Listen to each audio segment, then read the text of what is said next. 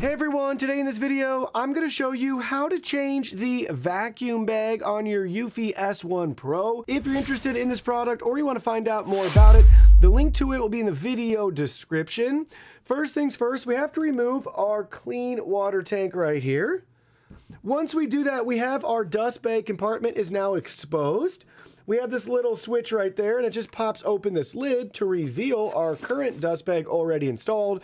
So dispose of your old one, then take your new one, line it up just like this, and this portion's gonna slot down in there. It fits into some channels and grooves, and then you just press it down just like that, and now you can go ahead and shut the lid and reinstall the clean water tank. That's it. Super simple and straightforward.